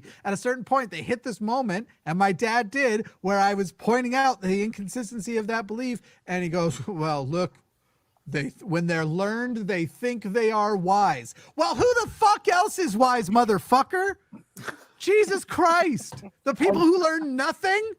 Fuck you. I get so ill of that too, because they want to say that wisdom is foolish and only the fools are wise. Right. Right. They disdain knowledge, and they just blind belief and credulity. Yeah, we're the smart ones because we don't need reasons for what we believe. Which is exactly why Mormons love the Joseph Smith story, the rags to prophet story. He came from, he was unlearned. He couldn't even read, but yet he wrote the whole Book of Mormon. He could only do that if God was inspiring to do it. Yeah. What a coincidence. Muhammad was illiterate also. What? Wow. Yeah. They also, what's funny is they envy that story because they often, if you go to a common Mormon, they will tell you stories they had heard about the illiteracy of Joseph Smith, despite the fact that that's not religious canon, even within the church. It's not being promoted technically by the church, but the church is aware it's out there. They just make no effort to correct it. They will literally tell you. I have texts from my younger brother from a couple years ago where he was like, then how did an illiterate 14-year-old boy write the Book of Mormon? I'm like, oh my fucking God. You envy the story, the obviously also stupid story of Muhammad. And here you are wishing that Joseph was a little more Muhammad-esque. Yeah. His dad was a teacher. His brother went to college at Dartmouth, or went to one of the Dartmouth schools. I mean, they read the. I mean, it was. Sorry, it's so stupid because he wants to tell you this story of the illiterate Joseph Smith, and then you go, okay, start the story. All right, so one night he was reading in his Bible. What? What? You just said that he's illiterate, and yet the story begins with him reading, if any of ye lack wisdom, let him ask of God. He's not having his Alexa read it to him. He's sitting and can comprehend the Bible. Shut up, Alexa. What the actual fuck? Right. Extreme Gamer says, with the 40 minutes of shooting the shit followed by frantic speed reading of the text, this is looking a lot like my old study groups. Yep. Yep. Those midnight study groups where you're staying up, pulling an all-nighter. Yeah. All right, well, definitely. let's try, but let's not do the speed read thing. Let's just try to be consistent. Okay. Yeah, somebody else start that verse over again because there's I'll catch it. Go from there, yeah. Because I love this verse. I love this verse for all the reasons I was just screaming. My background just turned off. Fuck it. Oh, that cunning plan of the evil one. Oh, the vainness and the frailties and the foolishness of men. When they are learned, they think they are wise. I fucking can't do it. The foolishness of men is being learned. You started a religion, you asked for money and said, by the way, the smartest people, morons. Yep. Fuck! And they hearken not unto the counsel of God, for they set it aside, supposing they know of themselves. The Book of Mormon does not mean fuck when it says no, but it is funny to think that it does. Supposing they know of themselves, like the Bible, right? No means, anyway. Wherefore their wisdom is foolishness, and it profiteth them not, and they shall perish. Fuck antibiotics, fuck all medicine, these fucking fools coming out of here with a scientific medicine. You notice all the planes falling out of the sky because of their wise foolishness. These fucking dipshits. But to be learned is good if they hearken unto the counsels of God. If they listen to their BYU professor who tells them which parts of evolution to accept and which not to accept. But and how the dinosaurs are part of a young Earth creation. Right. Yeah, but woe unto the. I like when you meet the two different Mormons who haven't gone through the temple yet, because if it's not through the temple, it's Satan put the bones there to trick us, and if they have gone through, well, God was making our planet out of other planets, and one of his prior planets had dinosaurs. And so forget the fact that we find them in places and we can actually track their development and that they're grouped. It's all just a coincidence. When he was creating the Earth, he created it from a dinosaur planet and other stuff. Well, he created it with using the dinosaur bones in the planet so that we could have oil. That's part of the plan too. Yeah. Because the big oil companies for that. That's why they're there. That's why God put them there. He must insist that you believe based on faith, and so he put a bunch of stuff to throw you off, to make you go, I'd be an idiot to still believe, and yet I will, and that makes me wise. Okay, I've got And a that's name why here. Mormons are Republicans for the most part. Yeah. I've got a name here I can't read, but I'm going to try. Levente Gonchi says, having heard the original form of the text read aloud, now I know what inspires other Christian denominations when they are speaking in tongues. They're not. They're just reading the Book of Mormon. Yes. And then Ivory Darkness chimes in, you can know God by the company he keeps. I'm going to let that one sit there. There you go. And woe unto the deaf that will not hear, for they... I skipped 30. A verse. Verse 30 is important as shit. But woe unto the rich, who are rich as to the things of the world. For because they are rich, they despise the poor, and they persecute the meek, and their hearts upon their treasures. Wherefore their treasure is their God, and behold, their treasure shall perish with them also. Do you think after Brigham Young probably became the richest person in the world, he read that verse and was like, yeah, but I'm the exception? Yes. Hashtag $125 billion sludge fund. Yeah. Hashtag Rainy day. We really don't help anybody. Yeah. Rainy day fund.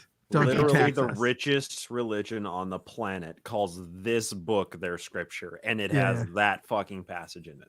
The richest religion on the planet. Mormonism? And the other, really? because they don't give it out to anybody.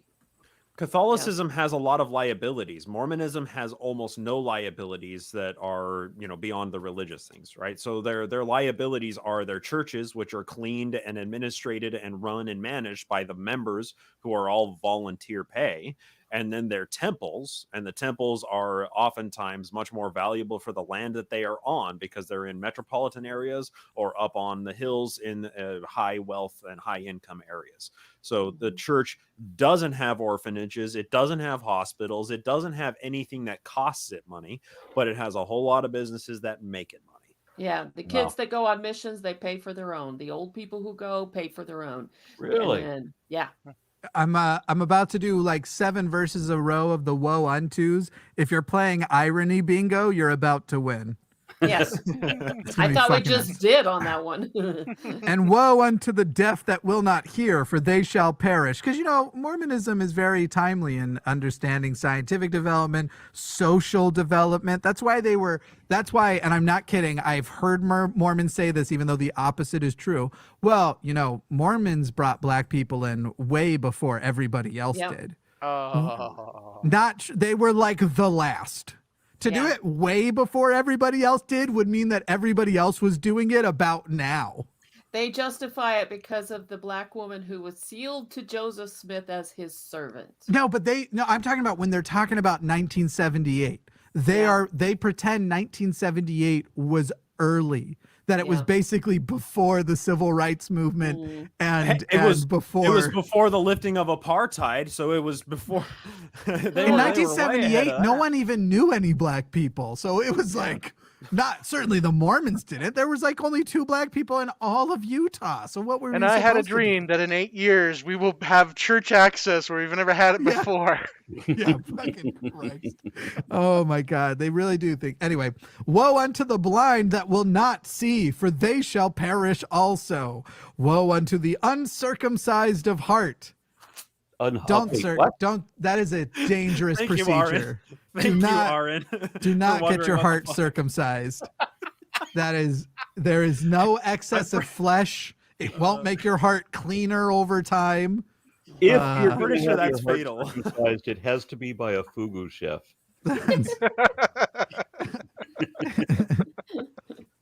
I've got some cholesterol you could circumcise out of my heart, but that's it. For a knowledge of their iniquities, for a knowledge of their iniquities shall smite them at the last day. Woe unto the liar, for he shall be thrust down to hell. The Mormon church condemns lying.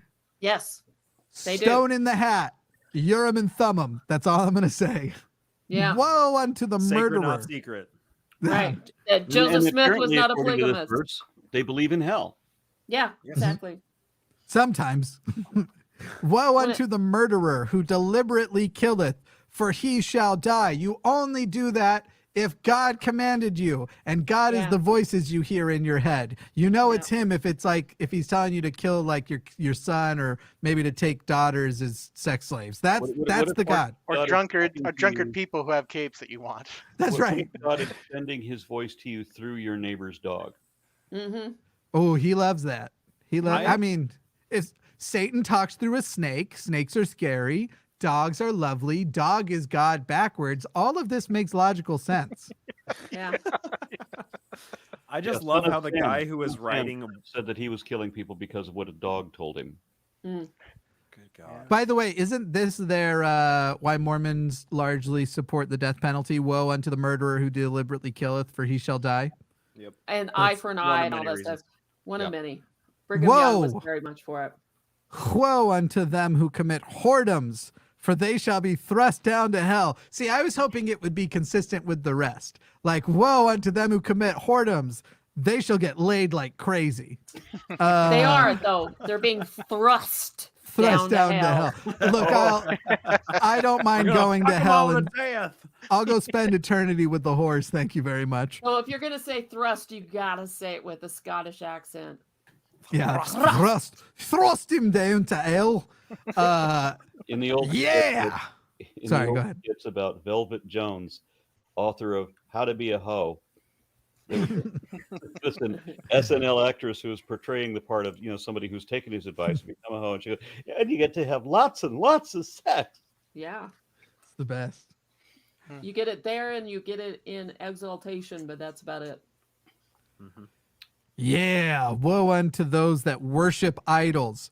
Which it's very funny that even this happens with the 10 commandments too. There's like a few commandments that are solid, like don't kill, don't lie. That's fine. Those are solid. And then it's like, and don't enjoy stuff. Don't do anything on Sunday. These make a good person. Pictures. Yeah. Yeah. Woe unto those that worship idols, for the devil of all devils delighteth in them. Like gold statues of Joseph Smith put up in, other countries, that kind of thing. Yeah. Or Moroni, or okay, you want to know what a type of false worship of an idol is? Pretending that a degree from Brigham Young University is prestigious. Oh, snap. the number of the absolute like mind-blowing thing that happens to Mormons when they leave Utah and they tell somebody, I have a degree from BYU, expecting a Princeton or Harvard-like reception, and it just blows their mind that no one else thinks that. I kind of actually enjoy that. I kind of want to be there more for people to find out that their BYU degree is not really considered any better than like University of Arizona State University, or University of Phoenix, really. Hey, now. I'm not from Arizona State University. Look, okay, that's great. And you probably got a good education. I also know you did cocaine. No, I didn't. You don't have to tell me. All you have to say is you went to ASU, and I know both of those things about you. Joseph, were you going to say something? I went to college in Wyoming. What the fuck am I going to say? No? Okay. Anyway. And 37. I just did that one. And 38 is, and in fine, woe unto all those who die in their sins, for they shall return to God and behold his face and remain in their sins. Which sort of contradicts a lot of the Mormons. Well, after you die, you're going to have a chance to repent, to become perfect or whatever. The out for that would be, you'll see his face when he is judging you and condemning you to outer darkness. And then I saw his or the face. celestial kingdom, Oh, my beloved brethren, remember the awfulness in transgressing against the holy God, and also the awfulness of yielding to the enticing of the cunning one. Remember, to be carnally minded is death, and to be spiritually minded is life eternal. Oh, my beloved brethren, give ears to my words. Remember the greatness of the Holy One of Israel. Do not say that I have spoken hard things against you, for if ye do, ye will revile against the truth, for I have spoken the words of your Maker. I know that the words of truth are hard against all uncleanness, but the righteous fear them not, for they love the truth and are not shaken. Oh, then, my beloved brethren, come unto the Lord, the Holy One. Remember that his paths are righteous. Behold, the way for man is narrow, But if you really stretch it out and you put some time into it, it sort of widens up and it becomes a bit of a better fit. And you'll notice that it just takes time and effort and really resilience. But it I lieth, think you're embellishing there. Can maybe you a stop little. doing a butt plug? I don't know what you're talking about, but if somebody wants to buy one of my wooden trees, I'm available for commission. But it lieth in a straight course before him, and the keeper of the grave is the Holy One of Israel, and he employeth no servant there, and there is none other way save it be by the gate, for he cannot be deceived. For the Lord God is his name. And whoso knocketh, to him will he open, and the wise and the learned, and they that are rich, who are puffed up because of their learning and their wisdom and their riches. Yeah, this sounds very whiny. I gotta change it. The very sour grapes here. Who are puffed up because of their learning and their wisdom and their riches. Yeah, they are they whom he despiseth. And save they shall cast these things away and consider themselves fools before God and come down into the depths of humility. He will not open upon them. It's funny how in practice saying that you must become a fool before God means when a Mormon meets an actual educated person, he's expecting that educated person to become a fool before him, not actually God. But anyway, I do digress. Of course, they're also saying here, don't put a mirror in front of my face. Yeah, because that would be truth, which they like up above, right? I'd like to maintain the illusion that I'm not stupid. But the things of the wise and the prudent shall be hid from them forever. Yeah, that happiness which is prepared for the saints. Oh, my beloved brethren, remember my words. Behold, I take off my garments and I shake them before you. Now who's being a whore? This is when I wish Telmare was here. I'm not sure if I'm correct on this, but when it comes to your casting off somebody, the death of somebody, whatever, isn't that part of it, or is it just rending the garments in Judaism?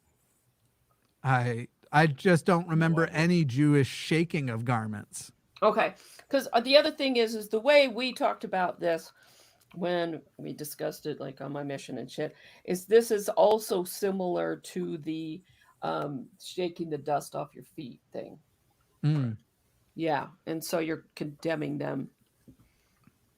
I pray the God of my salvation that he view me with his all-searching eye. Wherefore ye shall know at the last day, when all men shall be judged of their works, that the God of Israel did witness that I shook your iniquities from my soul, and that I stand with brightness before him and am rid of your blood. He's saying all of this full dangle, butt ass naked. That's how the verse began. Oh, my beloved brethren, turn away from my dick. I'm sorry, your sins. Shake off the chains. Stop saying shake. Shake off the chains of him that would bind you fast. Come unto that God who is the rock of your salvation. Come on to God. Come on to God. You are violating my mind. Hey, it says it, not him. It was. We only have 17 minutes. All I'm doing is trying to get through this. Prepare your souls for that glorious day when justice shall be administered unto the righteous, even the day of judgment after brunch, that ye may not shrink with awful fear, that ye may not remember your awful guilt and perfectness, and be constrained to exclaim, Holy, holy are thy judgments, O Lord God Almighty. But I know my guilt. I transgressed thy law, and my transgressions are mine, and the devil hath obtained me, that I am a prey to his awful misery. But behold, my brethren, is it expedient that I should awake you to an awful reality of these things? Would I harrow up your souls if your minds were pure? Would I be plain unto you according to the plainness of the truth if ye were freed from sin? Behold! If ye were holy, I would speak unto you of holiness. But as ye are not holy, and ye look upon me as a teacher, it must be expedient that I teach you the consequences of sins. Dun, dun, dun. Bum, bum, bum. Behold, my soul abhorreth. I would love to hear Larry David read the Book of Mormon. I think he would be perfect for this role. Behold, my sin abhorreth sin, my soul abhorreth sin, and my heart delighteth in righteousness, and I will praise the holy name of my God. Come, my brethren, Oh my. everyone that thirsteth, every one of you thirsty bitches, every one of my thirsty brethren, come ye to the waters. Shake your garments. And he that hath no money, come buy and eat. Yea, come buy There's a whole new wine meaning and to God's milk planet right here. without money and without price. I am just reading the words. This is not a bit. What verse are we on? 51. I got us 51. close. I'm getting us close to the end. It's almost over. Wherefore, This chapter will come to pass. that's right. I came 9 times. Wherefore, do not spend money for that which is of no worth, nor for your labor for that which cannot satisfy. Hearken diligently unto me, and remember the words which I have spoken, and come unto the Holy One of Israel, and feast upon that which perisheth not, neither can be corrupted, and let your soul delight in fatness. Behold, my soul does delight in fatness. That's true.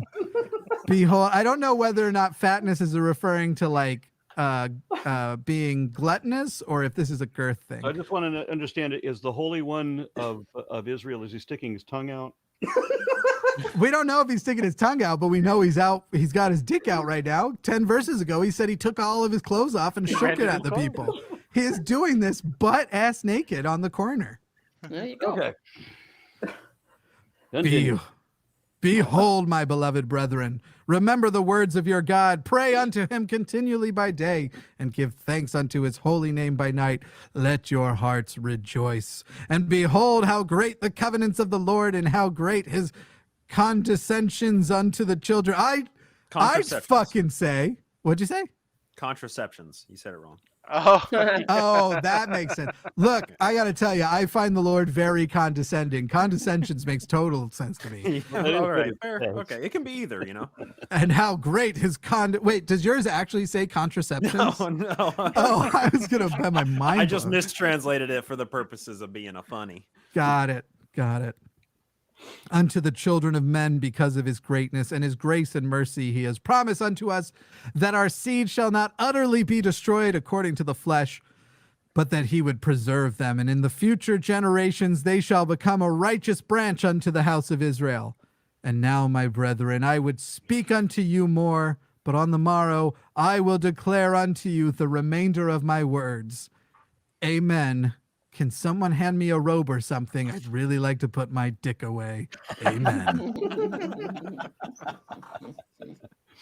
Okay, we got quite a few comments here to catch up on. I was just going to say, the last verse is literally saying, like, I know I've been going a while. Don't worry. I've got more tomorrow. Yep. Fuck. Which Jacob it's is a very refractory long-winded. period. We all Yeah. have it. Yeah. So David Fisher says, is there any way of knowing how much Mormons are involved in fossil fuel? I know they have a huge presence in the construction industry where I live. They have a I'm huge sure that's presence been in tracked. everything. I've never seen it, but I'm sure somebody has found how much stocks and options and everything that they have in oil, just like people have done with arms manufacturers, with Coca-Cola. Yeah. Anything that makes money, I don't know, they have a stock in. They have Yeah. a diverse portfolio, and I think you will find it filled with capitalistic cliches. Yeah, their portfolio, just the lists of the names of the companies, is something like 30, 40 pages long. Yeah. And it's like the who's of like the most depraved and fucked up companies, you know, napalm manufacturers and all that shit. Yeah. Oh, yeah. Okay, so Stark Enterprises. Yeah. There you go. More or less. Yep. I mean, I imagine they legitimately have a huge stock in Lockheed Martin. I'd be surprised if they didn't. I would too. Morgan offers $20 and says, "Woe to them, etc." Jimmy, why are you putting so much emphasis on the H? Because I think pie is better with Cool Whip. I was going to do that line, but Jimmy does it better, of course. Thank you. Ivory Darkness says, that was a sick burn, Jimmy. I don't know Way when we back were when. referring to at this point. That was a while ago. Many Yeah. years Burn ago. by you, burn. Then Jav throws out, does anyone think that Joseph named Moroni that name because it's moron backwards and he giggled inwardly every time his followers said it? It's because it's I moron backwards. It's I know Rom backwards, but okay. Yeah. And then Celia moron said, just discovered that there is even Mormons in France with the temple in a very bourgeois town next to Versailles, about 40 kilometers, new universe in my country. Yeah. Not surprising. Yeah, they got temples anywhere that there will be wealthy Mormons, and there will be wealthy Mormons in any most metropolitan cities across the world. Yeah. And Mormons will lie and say that it only raises the value of the surrounding homes, Yeah. even though that's often not true. And Mormons will actually look at it and believe people when they say that having the temple there raised everybody's income, and so that the people around it are rich, not that they were rich first. Yeah. I haven't seen any of the newer ones. All I know is I drove past the entrance of the Denver one before I moved to Texas, and I had forgotten how like the entrances look like motels, like kind of a shitty motel. The Denver one does anyway. Now I've got to ask a question. When we get to 2nd Nephi chapter 10, if we did it a week from today as we normally do, that would be Christmas Day. Jews will crucify their God. I know. I've assumed everybody else was taking Christmas off. We're probably planning on doing a marathon show on the line. If you decide you do want to do it, we'll try and sort of make sure what time slot. But I think we were going to do like. All right, no, that's fine. thing. That's fine because I'm thinking for the audience as well as for us. Mm-hmm. I'm not doing a damn thing on Christmas except whatever I want to. I don't I'm have, having my you know, daughter come on the relatives coming marathon. over or nothing, but I realize other people are still encumbered by those kind of attachments, so I want to be respectful of that. Yeah. Like my daughter. Yeah. You're a line host, man. I think I'm just going to say everyone who's a host on the line will just, as many people as want to just start taking calls. Because Matt and I basically figured we don't celebrate Christmas. There's a lot of people who are atheists and especially in the first years won't have a place to go on Christmas, won't be welcome amongst family, won't feel, So, you know. Are you, I just want to make sure I understand. Are you inviting me to have a bit or do a segment on the line? Yeah, well, basically, all I'm going to do is I'll pick a time slot. I'm guessing it's going to be from like 2 p.m. to maybe like 8 or maybe even later. We'll either do like 6 or 8 hours, and I'll be there the whole time. And whoever wants to come by and take calls while we're doing it, fucking. Go ahead and count me in because I'll definitely be there for that. We could have a nice brunch before. If I didn't have this show to do, I would have been, in the chat of your other show. Fuck yeah. It'll be a great and Christmas day. Thank you. I was hoping you'd catch the reference. Indeed, I did. That's right. All right. So I guess we'll see y'all, except, we'll see you on the line if you're going to be on the line. But otherwise, this show is going to skip that holiday and we'll come back when they stop playing shitty music in all the grocery stores. That means we'll be back on New Year's. Ooh. Do we want to? Yeah, I'm just making sure you know. Well, New Year's is a problem for me. Christmas is as well. Oh yeah. Well, okay. There's a problem. I'm out of town, so I didn't even. Maybe look at 3 weeks. I have no friends. I'll be here. Okay, so I guess we'll be doing the line for 2 weeks. See you next year, everybody. Yeah, there next year. And on Monday the 26th, Bryce and I will be live on the Naked Mormonism channel. That you can find it on YouTube. We'll be doing it at 6 p.m. Mountain Time. Yeah. Because of my frame rate, I have to wave slow to appear to be waving fast. All right. Good night. Good See you night, next everybody. year.